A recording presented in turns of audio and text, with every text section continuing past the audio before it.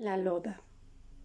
Il est une vieille femme qui vit dans un endroit caché, connue de tous mais que bien peu ont vu. Comme dans les contes de fées d'Europe de l'Est, elle semble attendre que les personnes perdues, errantes ou en quête de quelque chose parviennent jusqu'à elle. Elle est circonspecte, souvent velue, toujours grosse et fuit la compagnie des autres.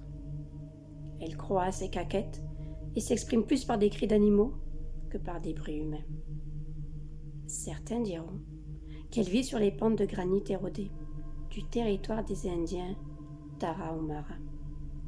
On dit aussi qu'elle est enterrée en dehors de Phoenix, près d'un puits. On l'aurait vue descendre vers le sud, vers Monte Alban, dans une voiture complètement délabrée, avec la vitre arrière rabattue.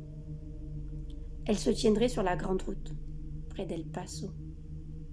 Elle accompagnerait les camionneurs qui foncent vers Morelia, au Mexique. On l'aurait aperçue sur la route du marché, au-dessus de Oaxaca, avec sur le dos des fagots aux formes curieuses. Elle se donne différents noms. La Huesera, la Famoso, la Trapera, la Ramasseuse et la Loba, la Louve. La Loba a pour unique tâche de ramasser des os.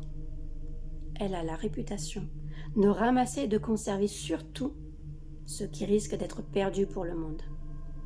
Sa caverne est pleine d'os de toutes sortes appartenant aux créatures du désert. Cerfs, serpents-sonnettes, corbeaux. Mais on l'a dit, spécialiste des loups.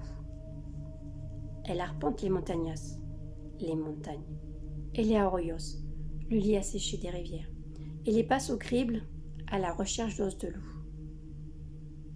Lorsqu'elle est parvenue à reconstituer un squelette dans sa totalité, lorsque le dernier os est en place et que la belle architecture blanche de l'animal est au sol, devant elle, elle s'assoit auprès du feu et réfléchit au chant qu'elle va chanter.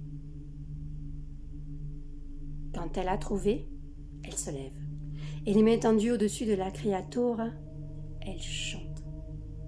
C'est alors que la cage thoracique et les os des pattes du loup se recouvrent de chair et que sa fourrure pousse.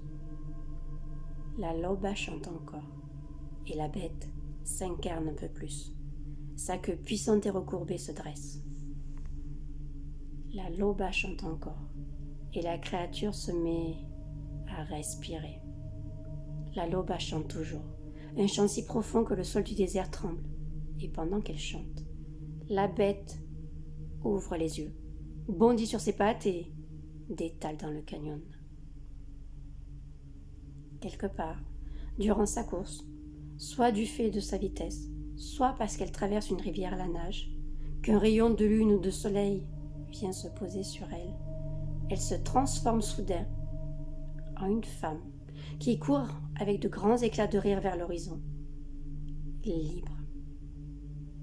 C'est pourquoi on raconte que si vous errez dans le désert au coucher du soleil, peut-être un tout petit peu égaré et sans doute fatigué, vous avez de la chance, car la Loba peut vous prendre en sympathie et vous montrer quelque chose qui appartient à l'âme.